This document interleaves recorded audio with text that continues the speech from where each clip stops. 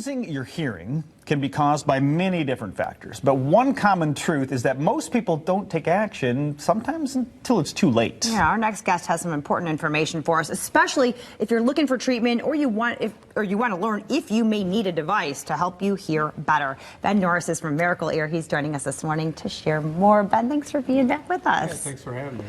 Let's talk about the causes of hearing loss and what leads up to this and how people notice that, this is happening to them.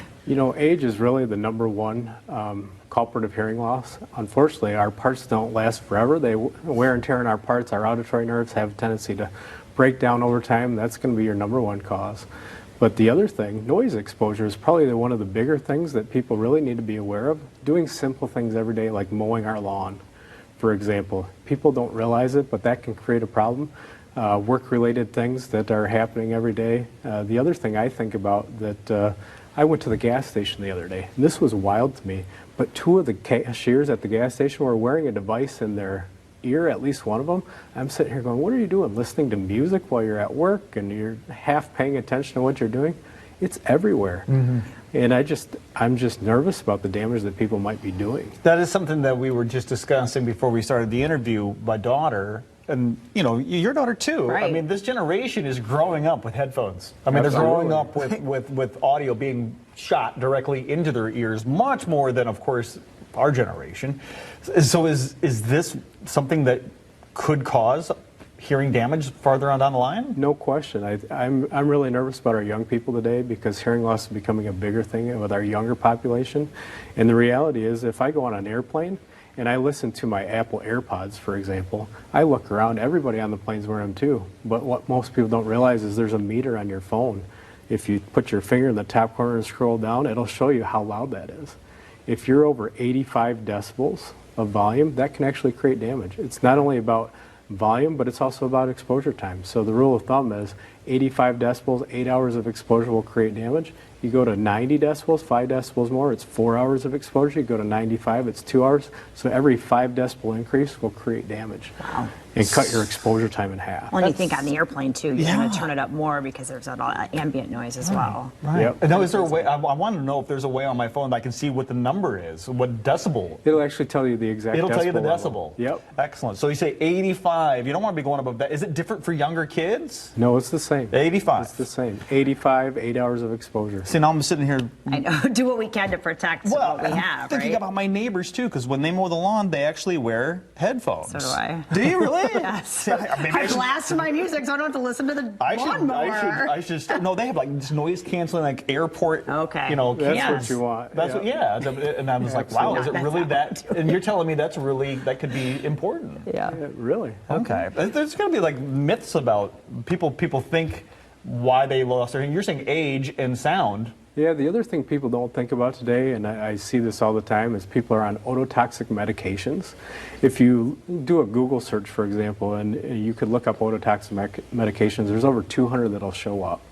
And these are not only over-the-counter, but prescription drugs. They're for people with depression, blood pressure issues, cancer treatment type drugs.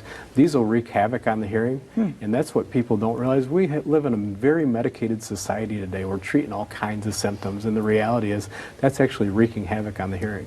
Interesting. I had no idea. Right? And so people also don't necessarily realize that they're losing their hearing. I think that things just keep getting louder and they keep turning that up. How do people know that they need to come see you and they need to get some help to get this taken care of so they're not, blaring out or missing a lot of things too? For some it's going to be very obvious. Unfortunately, for the person that has the problem, they're usually the last one to recognize that there's actually an issue. It's going to be your spouse or family members having that conversation with you. Hey, you've asked me to repeat myself a few times. Or that television's way too loud. That's a lot louder than I need it. Conversations like that are productive. Hey, would you mind going and getting your hearing checked? But the other thing, some of the health conditions that are correlated with hearing loss, the biggest thing today is diabetes. If you think of diabetes, someone that's diabetic is 30% more likely to have a hearing loss. Why?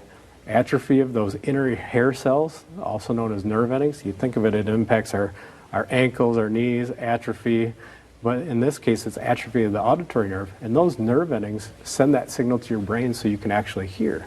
And if they atrophy, it's a real problem. So I talk all the time about if you have diabetes or on any sort of these medications, you should really come in for a baseline screening. That was my next question. Yeah. It's like, where can I go? Like right now, I have no idea how good or poor my hearing is. I can't remember the last time I had a hearing check or a test. So where do I go for this? You know, most hearing professionals today offer a free hearing screening. So you could reach out to anybody really to have your hearing checked. In our clinics, we offer a free hearing test. And we're all over West Michigan. So, I mean, it's readily available. And that's the thing. I think the biggest barrier to entry in our field is just lack of awareness. Sure. If people knew hearing loss wasn't a harmless condition, I think they'd do something about it. The data out there, this is really scary and most people are not aware of it, but there's a lot of data from Johns Hopkins University that's come out in the last several years. Dating back to 2009, they've been studying the relationship between dementia and hearing loss. And those with a mild to moderate hearing loss have a 2- and 3-fold increased risk of developing dementia. When you talk severe and profound hearing loss, I'll tell you what, it's a 4- to 5-fold increased risk. And most people are not doing anything to address their hearing. They think it's a harmless condition. Oh, I'm not old enough to have a hearing aid, or a hearing aid's going to make me look old. I think there's a lot of myths or common thoughts about those types of things out there. Plus, they're so tiny now. I mean, Right. it's... Well, I had someone in the other day, and it was wild. I was talking to her, and I said, why is it that you are nervous about pursuing a hearing aid or don't really want it? Well, I think a hearing aid would make me look old. And I said to her, do you know hearing loss makes you look old? Right. You look old doing this. 100%. Say that again. That Yeah. makes you look a little bit older. So, I mean, you got nothing to lose. Right. You just come in for that free screening. Costs you nothing to come in, then you can at least get educated and be made aware.